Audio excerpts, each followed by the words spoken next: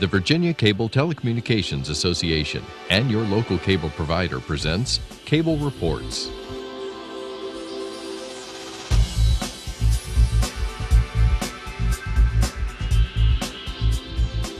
Join us now as Cable Reports brings you up to date on current issues facing the Commonwealth through discussions with your local legislators and other policymakers from across Virginia. From the General Assembly and the City of Richmond, I'm Woody Evans for Cable Reports, brought to you by the Virginia Cable Telecommunications Association, connecting Virginians to their government. We're pleased to have Delegate Jim LeMunyon with us today. Welcome, sir. Thank you, Woody. Good to be with you. Well, a pretty fast-paced session here. I understand things are going fairly well. It's been quite busy. We, of course, only are in session 6 weeks this year. We alternate between 6 weeks and 8 weeks in alternating years.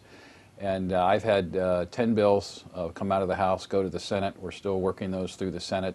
And 2 others actually went to the Senate as part of other bills. But they're keeping us moving. Well, we'll get to those in more detail later. But I wanted you to talk to us about your district, its geography, its diversity, and how things are going there, especially in terms of the economy. Sure.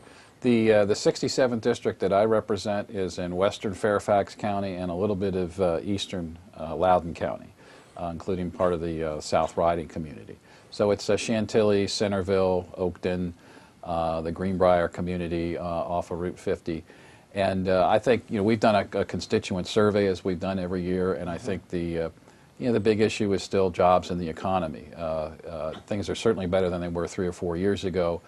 But with some of the pullback by the federal government in Northern Virginia, as well as in Hampton Roads, there's still some uncertainty about how things are going to be going forward on that. So that's something I hear about quite a bit. So the impact of sequestration, those impacts are still being felt, and there may be more yet to come this fall. It's very much so. I mean, the economy is still growing. Job growth is growing slowly, maybe 1% a year, but it's not 5, 6, 7% that we've seen in the past. And we talked earlier about housing, and it hasn't really bounced back yet.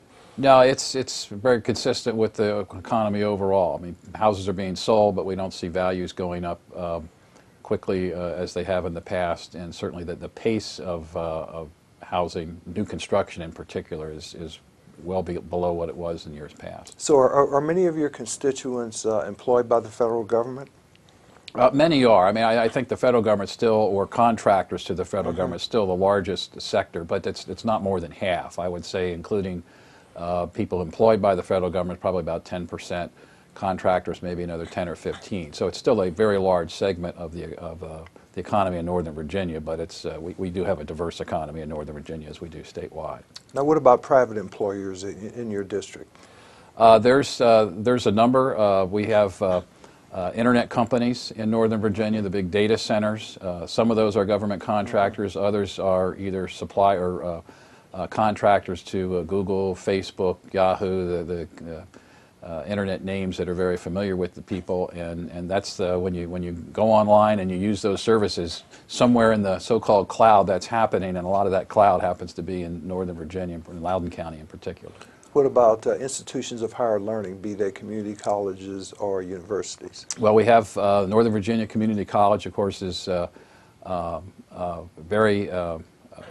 wonderful place because it gives students an opportunity to come out of high school, either learn a trade or maybe get their academic achievement to a point where they can go to a UVA or George Mason or James Madison, and so that's really working well. And they very much align themselves with employers in Northern Virginia, so that when students graduate from the community college or go on and then graduate from a 4-year college, they know that they've got a good chance of getting a job. Then, of course, George Mason now is the largest university in Virginia, more than 30,000 students. So they're just going gangbusters. Now, you serve on the Transportation Committee, among others, and you just came downstairs from that committee. There's been quite a bit going on implementing the funding package that was passed a couple of years ago, but there are a lot of other things going on. Talk to us about those issues. Yeah, I'm very encouraged with what we've been doing, and I think the direction we're heading and been heading over the last 2 or 3 years. What we've tried to do in Virginia, starting in Northern Virginia and now statewide, is to put a mechanism in place so that transportation projects are selected on the basis of merit and not backroom politics, or on the basis of someone's pet project. And so in Northern Virginia we have a process in place. It's actually now being implemented to evaluate transportation projects based on their congestion reduction potential. And this list now exists. It's published. There'll be other projects, about 37, I think, projects have already been evaluated, and probably another 30 or 40 will be evaluated this year. And then, you know, the funding has already started on those things. So widening Route 28, some improvements to Fairfax County Parkway, and then bigger projects that we'll be seeing in the next 2 or 3 years, widening I-66 outside the Beltway. The McAuliffe administration has started discussions with what we're going to do with I-66 inside the Beltway. And that's all very good news. There'll be details that we'll need to look at. Not everybody may agree on, but they're given the attention that it deserves. And then statewide, we've taken this idea of selecting projects based on merit to the rest of the state.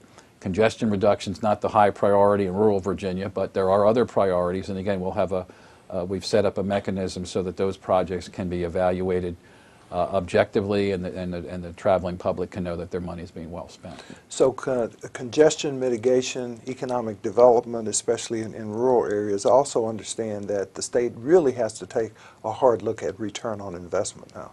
And that's part of what this objective analysis is all about. That if whether it's safety, whether it's economic development in rural Virginia, whether it's congestion reduction in Northern Virginia or Hampton Roads, that the cost-benefit analysis is being done, and that's really what these laws require.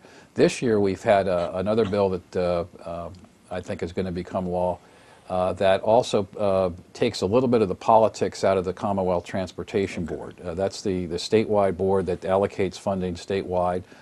Everyone on that board is selected by the governor and can be removed by the governor as he chooses.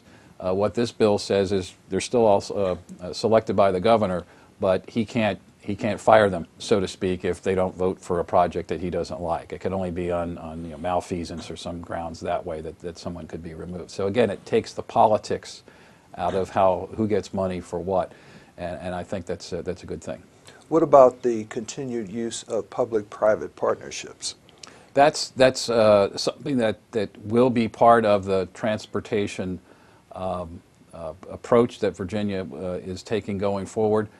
We've got to make sure we don't overdo that either. Public-private partnerships always entail a toll because private money is being put up. They want a return on their investment, and the way to get that is through a toll. So we've seen that now on the Beltway.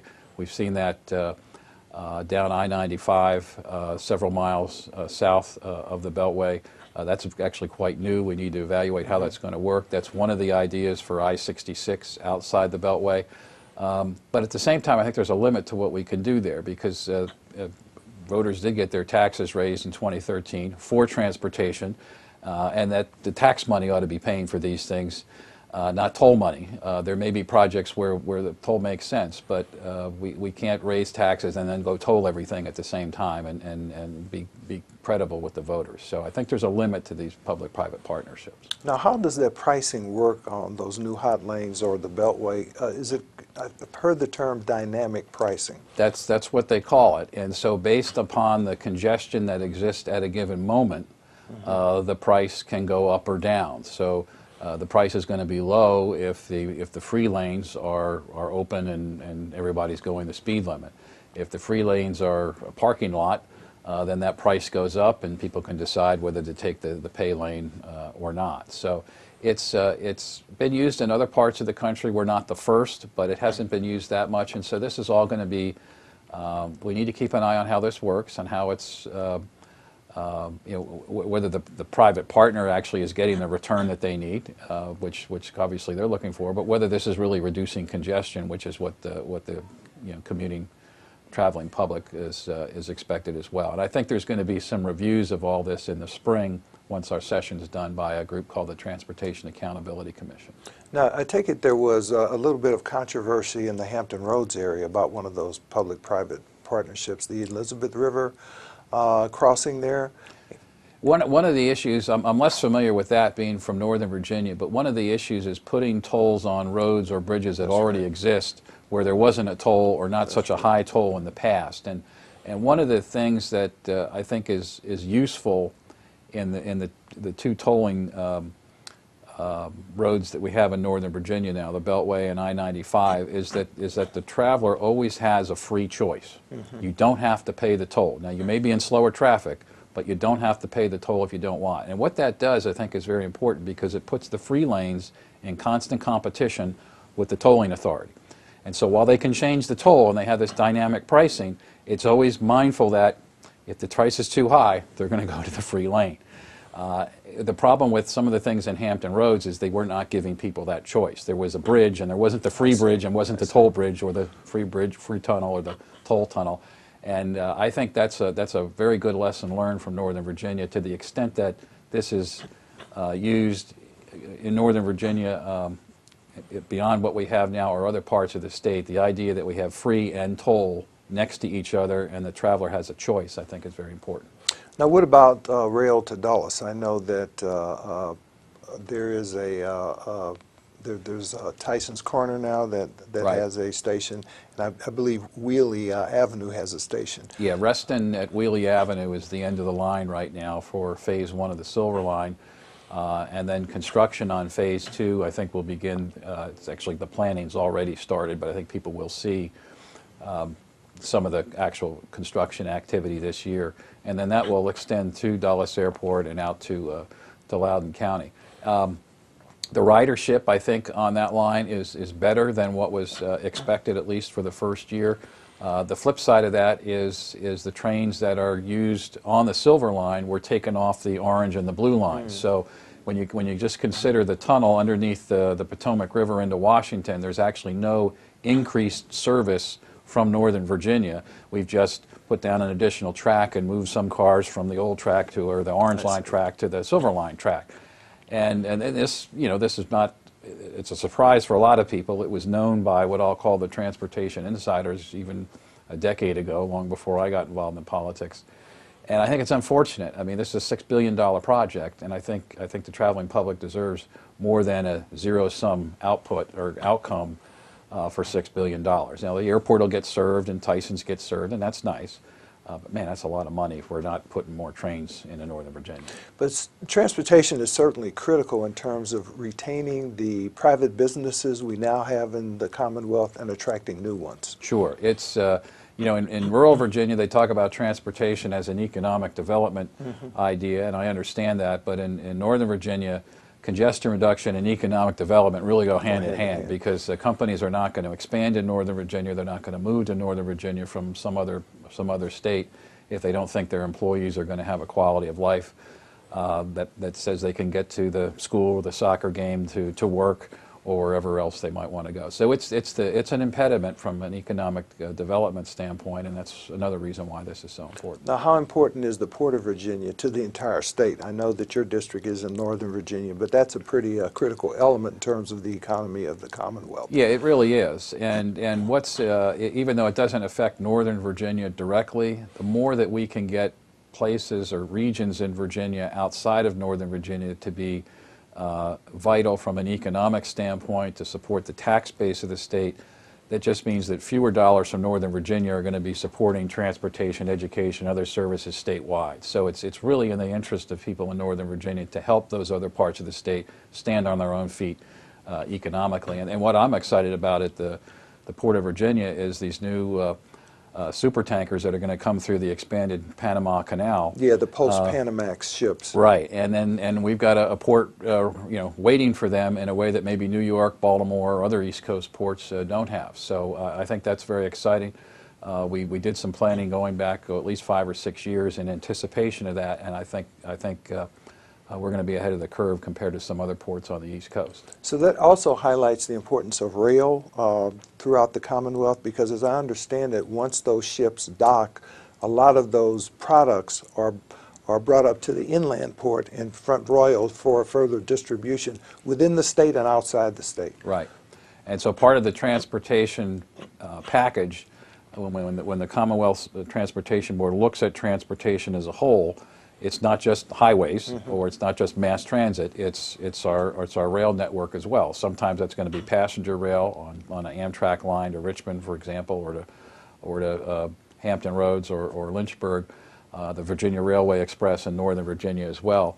But it's also freight, because that's to unload the ship and not have anywhere to take it isn't going to work too well. So, and I know that's been working hand in glove with the improvements on the port in anticipation of these larger ships that can come through the canal. So how has the budget debate gone on so far this year? I understand that last year's special sessions really kind of helped in terms of resolving a lot of issues that would have ordinarily spilled over into this year. Yeah, it's lacked fireworks. I'll say that. You know, the budget's been an issue that has always attracted some controversy for one reason or another in the 6 terms that I've served, or 6 years that I've served, 3 terms. But this year, it's very calm, collected. Of course, these are amendments to the existing 2-year budget, so we haven't started the budget from scratch. We did that last year. The current budget will go through June of 16, so even if we didn't touch the budget this year, we would still have a state budget and we would still be going for another 16 months. So this is kind of a mid-course correction. We get a better sense of tax revenues and whether the assumptions we had last year are on target. We did add in on the House side, and I'm hopeful it will be agreed to with the Senate, some matching funds for a teacher pay increase, for example. And then we have an amendment that I actually proposed and did pass the House, which back on the transportation issue, what I call my tough love amendment with Metro in Washington. This is a $2 billion enterprise that provides the orange line, the blue line, the silver line, and the buses that serve that as well. And they don't have an audited financial report, and it's been about 8 or 9 months since the end of the fiscal year. And so what we said is, you're going to get that done by July, the beginning of the next fiscal year, or we're going to short you $200 million. And I think the taxpayers, certainly the commuters who keep hearing, my fare is going to go up, or the escalator doesn't work, they need to have the transparency to say this is a well-run organization. There are other things that need to be done structurally in terms of safety and things like that, but certainly there ought to be a way to be able to see that the financial side of this operation is soundly run, and we just don't know that right now. Focus back on education for a moment. I understand the budget is going to hold harmless K through 12, but that's based upon 2009 levels, I believe. Yeah, I had an amendment to actually put more money in what's referred to in the budget as direct aid to education, and it has not, principally because it has not kept pace with student population growth, which is now about 1.2 million public school students in Virginia. Or inflation, and it's a problem that directly translates into class sizes going up statewide. Now, with that said, we have a formula that allocates money to the 130 plus different localities around the state. Is that the composite local index? Local composite index, local composite index. And Fairfax and Loudoun have actually done very well. I don't anticipate that's going to continue forever, but over the last 5 years, the state contribution to Fairfax County schools, for example, is up 42%. Student population in Fairfax is only up about 8%. So the state has been writing the check for Fairfax. This year it will be more than $600 million, and that is a record check from the state. But at the same time, statewide, the picture is not what it needs to be, which is why I put that amendment in. So what's been going on in terms of further reforms of the standards of learning? Sure. We last year, the legislation that got a lot of attention was a bill that reduced the number of so-called SOL tests from 22 to 17 total from grades 3 through 8.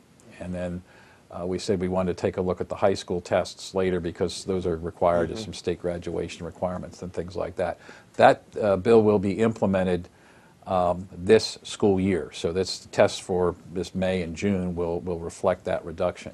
We've then gone back and we said, okay, as a next step, have we straitjacketed the schools, so to speak, on how these tests can be given? If a student just barely misses the mark on an SOL test, can they be given an expedited retake and just maybe they had a bad day, didn't have breakfast, weren't feeling well, whatever, and just kind of take care of that.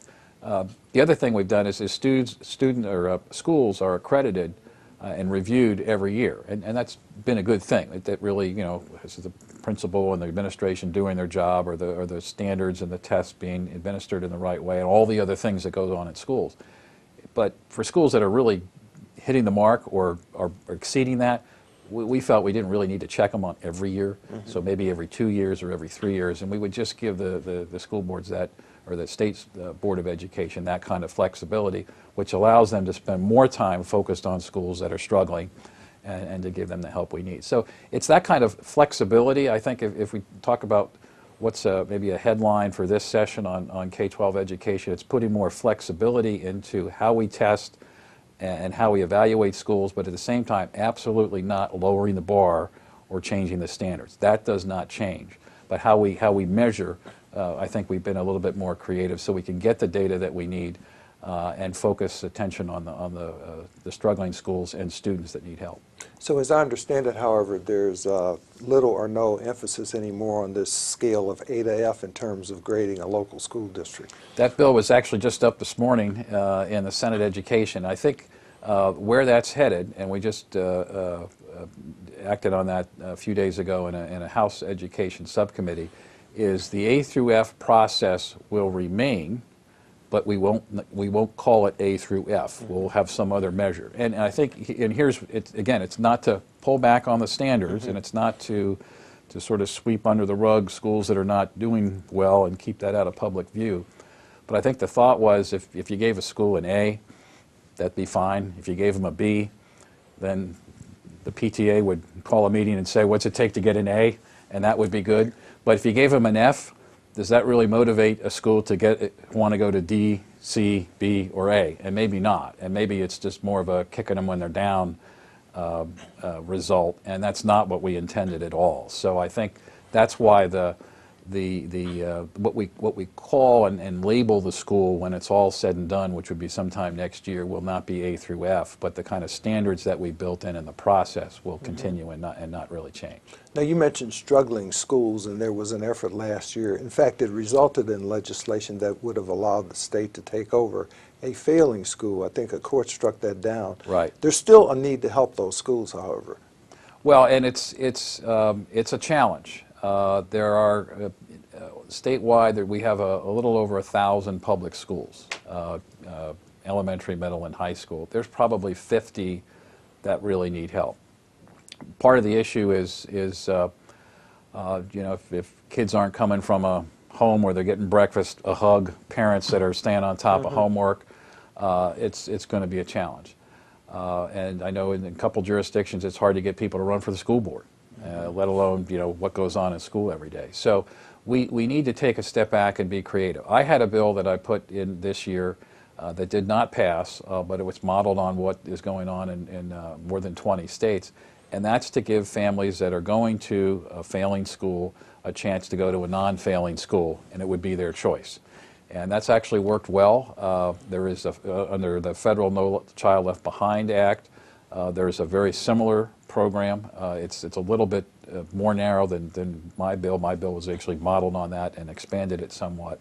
But it does two things. It's to say, if you're 10 years old and you're just not getting educated in 4th grade, you don't have a chance to be 10 years old again. Okay, so this is an emergency. We need to get you in an educational situation where you can learn what you need to learn in 4th grade.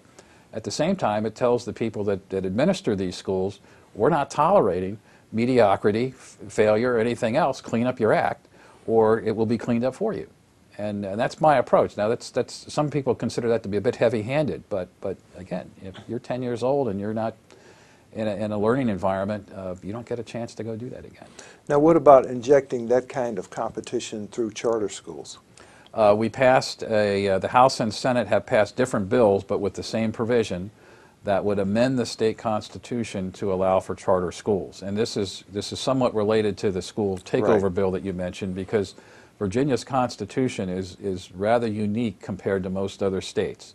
And what it says is that local school boards have basically total control over the operation of the schools. Now, the states still have teacher licensing standards. We have our SOL testing standards. We can recommend textbooks and all those things, but the operation of the school is done by local school boards. And that's why this legislation from a couple years ago was found unconstitutional, because even though it was trying to do a good thing, it was found to be the state now stepping in and running a school. And so that the charter school amendment does not change that per se. It wouldn't allow the state to take over an existing public school, but it would allow the state to set up a charter school with no strings attached on purpose. So, for example, in Northern Virginia, I know there's a lot of interest in another Thomas Jefferson High School for science and technology, because for every seat there is in the freshman class there in 9th grade, there's 4 students who apply. And many of them are qualified, so I know that would be of interest. There may be charter schools for kids with special needs that they could go and really get more help than they would get in a special center in a public school. Or it could be just an alternative to a failing school. So if the local government's not going to hand it, the state's going to set up this charter school, and you kids can have the opportunity to go there. So a lot of possibilities there. Virginia right now has 7 charter schools, all set up by local school boards. The average state in America has 120 per state. 120 so versus 7. We are behind on this compared to other states. Got about a minute and a half left, but I want you to have an opportunity to talk to us about ethics reform this year. Sure. Yeah, well, we have another bill that's I'm quite confident is going to pass again this year. We had legislation in the 2014 session that certainly went in the right direction, and a lot of us said at the time did not go far enough. The biggest change that we're making, and it's a needed change, is to eliminate this sort of artificial distinction between tangible gifts and intangible gifts. So if someone wanted to give me a silver bowl worth $251, I'd have to say no. But if they wanted to give me season tickets to the Washington Nationals, that would be okay, or at least that would be legal.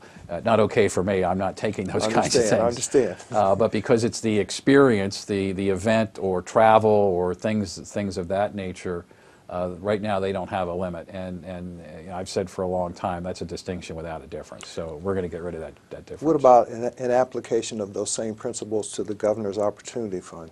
Sure. I had a bill on that topic, which got rolled into the larger House Ethics Bill. And what the Governor's Opportunity Fund is, it's probably got $20 or $30 million in there at any given moment, but it's to incentivize businesses to expand in Virginia or move to Virginia. But it's not subject to the competitive bidding procedures that we have for state contracting generally. And so what my provision says is if you're a business and you have an application pending for those funds, you can't be giving campaign contributions to the governor at the same time. Some say, well, the governor would never really know what the application was pending. Even if that's true, we can't even have an appearance that there's something going on that's not in the public interest. Great. We'll have to leave it at that. Thanks for being here, Delegate Jim LeMunyon. Thank you so much, Woody. Thank you for watching Cable Reports, brought to you by the Virginia Cable Telecommunications Association, connecting Virginians to their government. Until next time, I'm Woody Evans.